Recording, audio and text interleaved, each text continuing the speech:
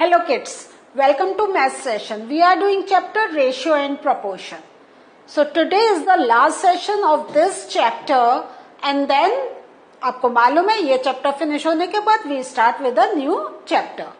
So इस chapter में अब जो क्वेश्चंस पढ़ रहे हैं देखें कैसे अभी एक एक्सरसाइज में का जो पार्ट था that I have done in the previous session, अब आप देखें दूसरे सेशन में अब थोड़ा सा हम लोग इंटरेक्ट करते हुए करेंगे क्योंकि concepts are very clear in your mind.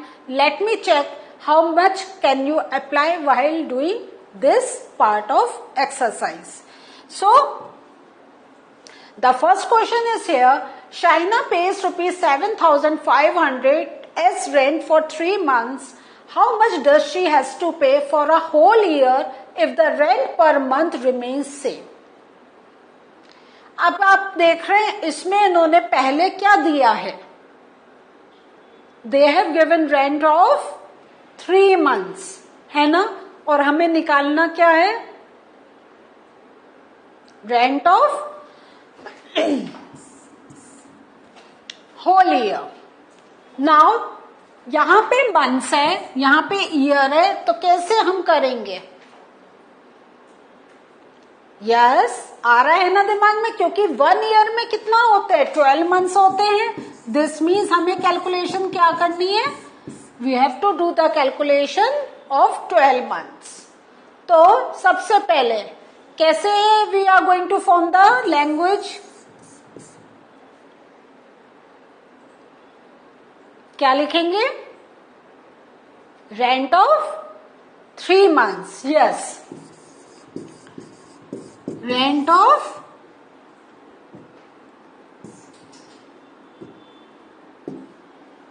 Rent for 3 months. अगर आप चाहें you can write a complete statement. Shaina pays rent for 3 months 7,500, या हम सिंपल ऐसे भी लिख सकते हैं, rent for 3 months is equal to 7,500 rupees. Now कितने का rent we have to calculate, 1 month का. यस, क्योंकि हम यूनिटरी मेथड ले रहे हैं. रेंट फॉर 1 month के लिए कैसे कैलकुलेट करेंगे, क्या करेंगे, यार ठीक है कि हम इसको डिवाइड करेंगे विथ 3. तो 3 2s are 6, 3 5s are 15. तो ये हमें कितना आ रहा है, 2,500 रुपीज. तो मीन्स एक महीने का जो रेंट है डेट इज 2,500 रुपए, 2,500 रुपीज या 2,500 रुपीज. नाउ अब हमें कितने का कैलकुलेट करना है, I have already given you the hint, 12 months का. तो rent for 12 months, rent for 12 months क्या आ जाएगा, 2,500 इंटू 12. अब आप कैलकुलेट कर लीजिए, 12 zeros are 0, 12 zeros are 0, 12 5s are 60, carry 6, 12 2s are 24 and 24 plus 6 30. आपको बहुत जल्दी आपका कैलकुलेशन होना चाहिए. So rent for 12 months will be 30,000 rupees. तो रेंट आप समझ गए ना, मीन्स किराया. तो उसको 30,000 रुपीज किराया देना होगा 1 साल का. सो अगर हमने ऐसे लैंग्वेज लिख करके बना के लिखा है तो लास्ट में वी शुड राइट के Shaina will pay rupees 30,000 as rent for a whole year. तो आए बाद में अगर आप ऐसे स्टेटमेंट लिखेंगे तो बहुत अच्छा एक आपका आउटलुक जाता है टीचर की तरफ कि इस बच्चे को बहुत अच्छी अंडरस्टैंडिंग है.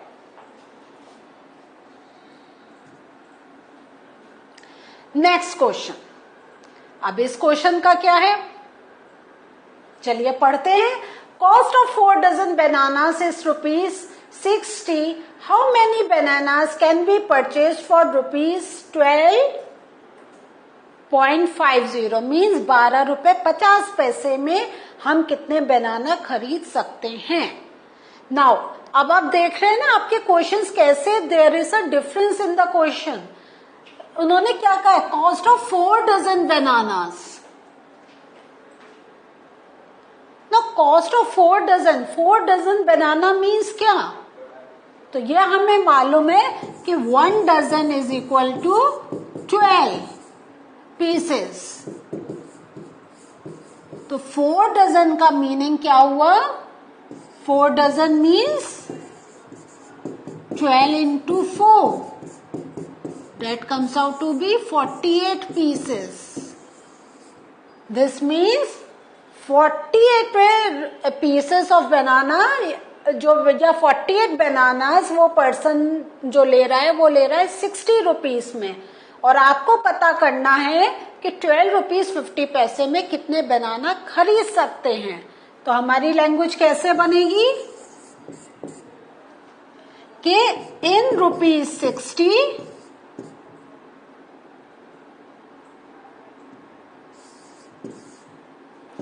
we can buy 48 bananas.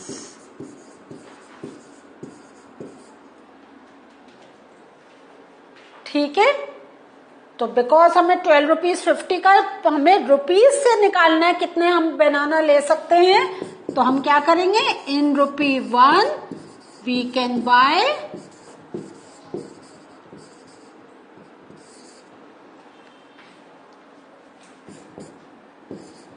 48 by 60 बनाना. ठीक है, तो आप चाहें तो इसको सॉल्व भी कर सकते हैं. कैसे, 12 5 60 एंड 12 4 48. ठीक है, सो 4 by 5 बनानास आ गए. हाँ, ये आ गए हमारे 4 by 5. ठीक है, नाउ अब in rupees 12.50 we can buy 4/5 into 12.50. अब इसको हम सॉल्व करेंगे. 5 2 10, 5 5 25, so 4 0 0, 4 5 20, carry 2, 4 2 8, 9 10.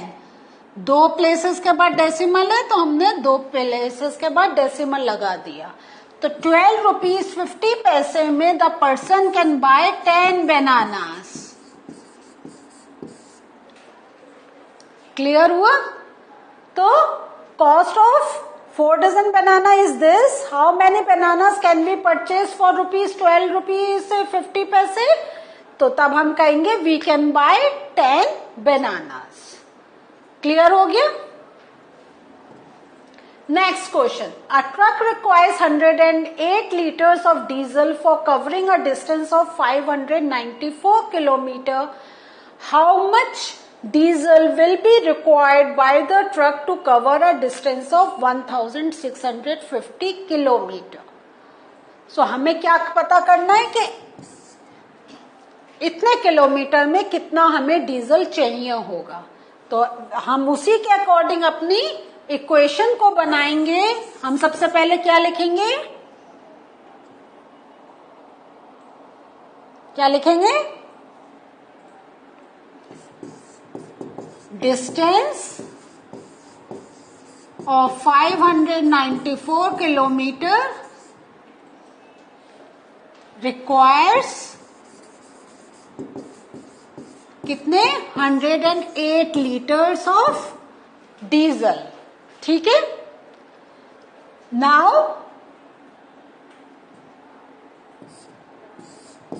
तो डिस्टेंस ऑफ, बस सिंपल, अब हमारे सिंपल बन गई है. 1 किलोमीटर रिक्वायर्स कितना 108/594 लीटर. क्लियर हुआ. सो अब हमने डिस्टेंस ऑफ 1650 किलोमीटर requires, अब आपका क्या आएगा 108 upon 594 into 1650. So kids, I just want to tell you one thing here. देखिए कहीं कहीं हम सॉल्व कर लेते हैं इसको अगर डायरेक्ट हमें कोई कैलकुलेशन मिल रही है, लेकिन जब इतनी बड़ी कैलकुलेशन होती है तो अब हमारे सामने जब सारे नंबर्स होते हैं then it is very easy for us to do the calculation. तो यहाँ पे अगर हम देखें तो ये हम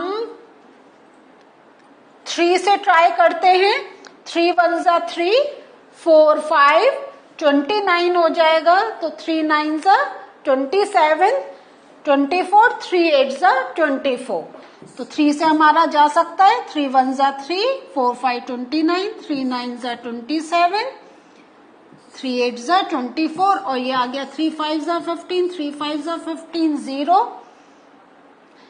अब हम नेक्स्ट अब हम देखते हैं हमारा किससे जाएगा. ये जाएगा 3 6 जा 18, 3 6 जा 18 और ये हमारा आ गया 3 3 जा 9, 3 6 जा 18. अब ये 11 6 जा 66, 11 5 जा 55 0 एंड देन ये 6 6 जा 36. तो 6 into 50 this comes out to be 300 liter of petrol, diesel is required to cover this distance. Clear? Next sum. Raju purchased 10 pens for rupees 150 and Manish buys 7 pens for 84. Can you say who got the pens cheaper? ये तो बहुत easy हो गया. है ये easy या नहीं? कैसे? राजू परचेसेस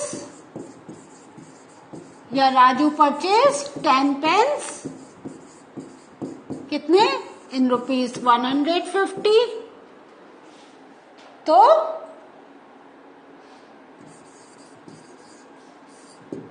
राजू परचेस या हम कह सकते हैं कॉस्ट ऑफ 10 पेन्स. तो हमारा क्योंकि हमें कंपैरिजन करना है तो हम इसको ऐसे भी लिख सकते हैं. तो this will be much more simple for us. तो cost of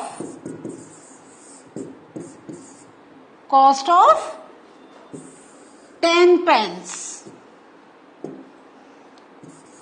cost of 10 pens कितना है 150 रुपीज. तो cost of 1 pen equal to 150 upon 10. तो ये आ गया 15 रुपीज.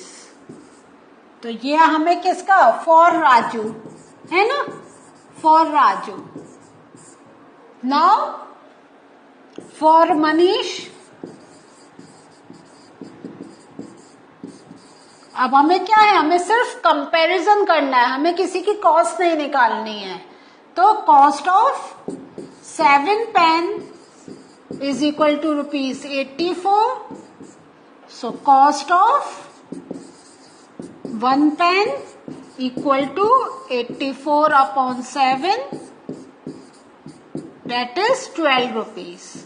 तो एक है 15 रुपीज, एक है 12 रुपीज. क्वेश्चन क्या देना है, आंसर क्या देना है. Can you say who get the pens cheaper. तो देखते ही हमें पता चल रहा है Manish get the pens cheaper. In the final answer, you can write this statement. One more question. Anish made 42 runs in 6 overs and Anup made 63 runs in 7 overs. Who made more runs per over? तो अब ये तो वो same जैसा हमारा पहला question था. तो in 6 overs Anish made 42 runs. तो in 1 over Anish made कितना आ गया 42 upon 6, that is 7 runs.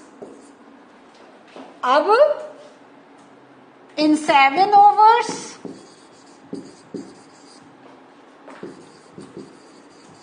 Anup made 63 runs. So in 1 over Anup made 63 upon 7. This means 9 runs. Who made more runs per over? तो clear है, Anoop made more runs per over. तो in the last statement you will write Anoop made more runs per over. तो हमने क्या करा, 6 over में उसने 42 runs बनाए, तो एक ओवर में उसने कितने बनाए? तो एक ओवर के लिए हमने क्या करा, 6 से डिवाइड कर दिया. ठीक है, क्योंकि हमें 6 के साथ रिलेशन मालूम था. ऐसी 7 ओवर्स का मालूम था, तो we have divided by 7. So what did we learn today? Today we have completed the chapter as well as the exercise. और अब हमें बहुत अच्छी अंडरस्टैंडिंग हो गई है how to read out the question, how to make the equation, write down the statement and solve it. हमें ये भी मालूम हो गया when do we do the division and when we do the multiplication. So in the next session with a new chapter we are going to meet you again. Bye.